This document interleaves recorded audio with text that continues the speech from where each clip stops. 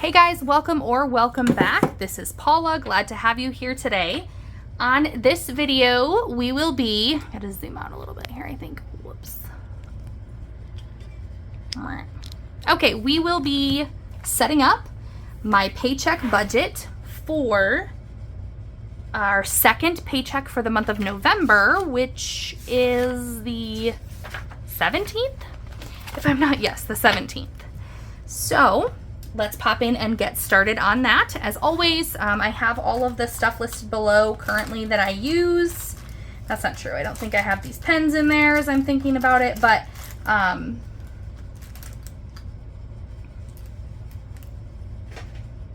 did get some new pens in there, the friction clicker pens that I really like, the 0.7 ink, but they're in a bunch of different colors. So that's kind of cool.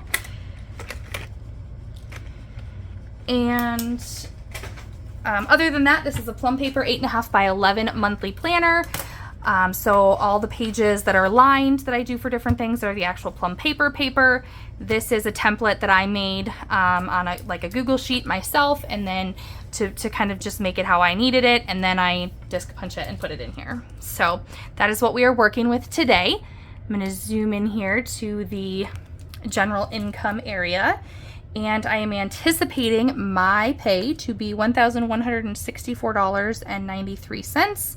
I am anticipating my husband to bring in $1,463.98. And they're usually within a couple cents because we have the same number of hours every pay period. I expect, I'm not going to budget for plasma, and I don't expect anything from reselling. So for this, I am actually going to be bringing money in from a sinking fund. And that amount is going to be $868.96. So our total income then, that leaves us at $3,497.87. Then, as we move down to our fixed expenses, I do a $200 donation. I think we'll be back to donating it to our church this pay period. I budget for $500 towards our HELOC debt. I budget $200 for our phone bill, $131 for our life insurance, several policies. Our Netflix is $10.69. Our Amazon Prime membership is $7.48. I'm going to budget $30 for the before school program. It has varied a little bit. I've been getting my son there a little bit later, so it probably shouldn't be more than $30. Every month I put away $50 for vehicle registration that we pay yearly. And then for internet, I'll be covering the second half. I paid $24 towards the bill with the first paycheck. And I actually know the exact amount of the bill, so I know that the second half of that, or to cover the rest of it, will be $30.67. And then I'm going to put this in as a fixed bill because I know what it is. This money that I'm bringing in is to cover our car gas. We got a fill like the day before Halloween, so I have the sheet saying how much that fill was, and I know that that will be due in the month of November. So our fixed expenses are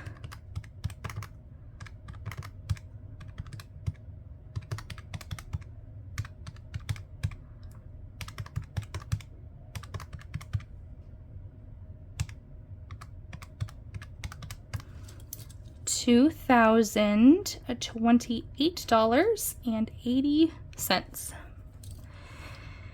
Whoops, that's not even where that goes. 2028.80. If I subtract that from the rest of what was left, I'm left with $1,469.07. Okay, then when I move on down to variable expenses, we put aside, so sorry about that, $280 for groceries every pay period. We put $100 aside for eating out. I think I only have $20 going towards beauty this pay period. I think I have a couple skincare products coming. It's not a pedicure paycheck or anything like that. $50 towards drinks, $20 towards household items, $140 on allowance. Allowance is my husband and my spending money, so that's $70 each. For church, I'm going to set aside $12. That's $1 per Sunday per kid for the collection basket and the donut basket. And family fun, I've been doing $20. Did I do? Yeah, I kept it at that. Okay, and then car wash would be $10. Been doing $10 for car washes. I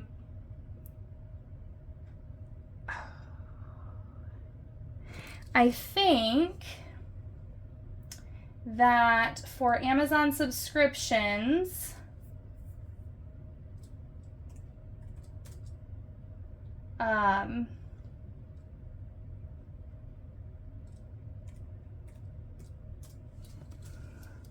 for Amazon subscriptions, I am budgeting $100. I know I've shared before, so I don't mean to be repetitive, but my Amazon subscriptions are all household items. Garbage bags, furnace filters, toothpaste, toilet paper, paper towels, Kleenex, deodorant, cleaning products, that kind of stuff. So I have those things on subscription and they come once a month, but it's all staggered how often they come, so it's never, just don't really know. And I am expecting nothing. I mean, I've reviewed it, and $100 will be enough for this pay period, but it changes every month depending on which subscriptions come due, as they are variable. And also, one thing I wasn't originally planning on having to cover with this check, I'll just put it under variable here.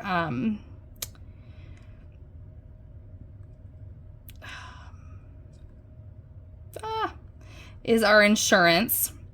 Our home and auto insurance is due, and I increased, I think by $22, what I typically put in with the first paycheck, and I still, in order to pay both bills, owe $76.34, and that is due just after this, so that gives me plenty of time to complete that, or to pay that.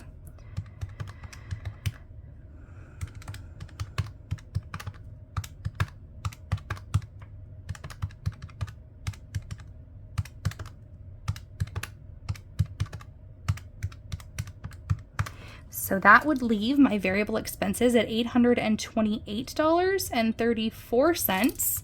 And I'm going to take the difference between that and the $1,469.07 that we carried down, which leaves me with $640.73 left to budget going into sinking funds.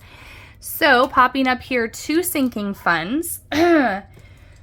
For Christmas, we put 25 a pay period away. I'm not budgeting anything for LP since we still have that big credit on there. I'm not budgeting anything for travel this pay period, as I had to make some changes to be able to do the $76 towards the vehicle insurance. I'm putting $20 into high yield savings for a kids sinking fund. I also cash stuff for it, but this just puts a little bit aside every pay period. That's just out of sight, out of mind.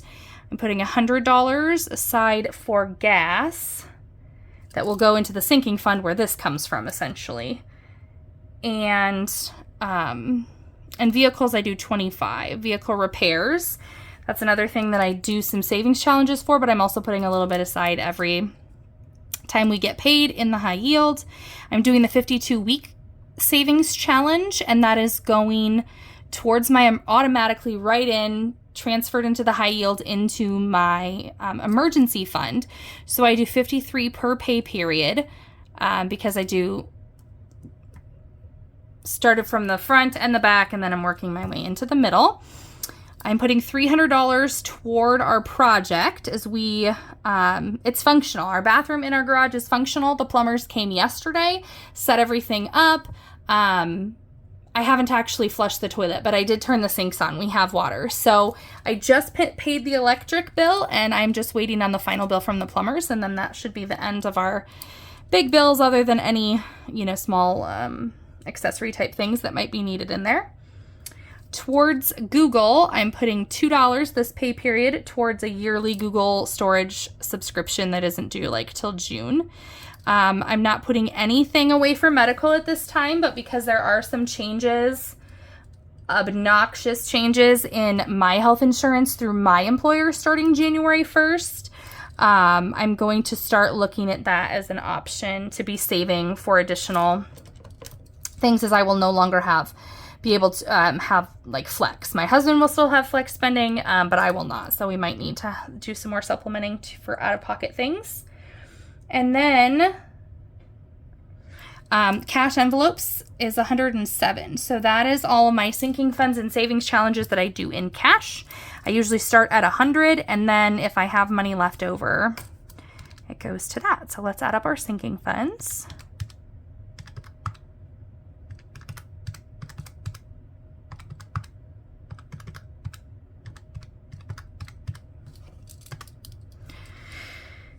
All right, so that should be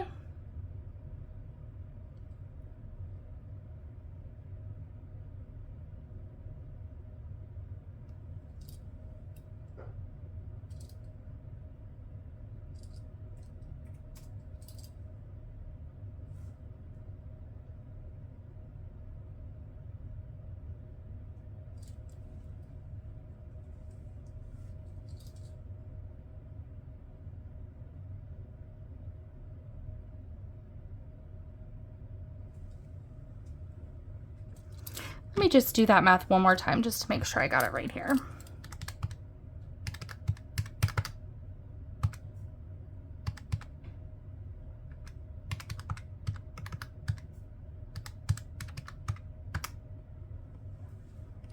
I'm getting $632 for sinking funds. So the difference between 640.73 minus the 632 of sinking funds, that leaves us with $8.73. That is going to be our miscellaneous category, which means $8.73 is the total of this of the other category, leaving us with a zero-based budget. So income is $349,787. Fixed expenses are $20.28.80. Variable expenses are $828.34. Sinking funds are $632, and miscellaneous is $8.73. So just to check, we have 349,787 minus 2028.80 minus 828.34 minus 632 minus 873, leaving us with a zero-based budget. All right, so thank you guys all so much for joining for this video. I appreciate having you all here for this one and every other video that you have watched. If you have questions, please leave them below. If you liked this video, please give it a thumbs up. And if you enjoy a little bit of chaotic budgeting content, please consider subscribing. Thanks, guys. Until next time.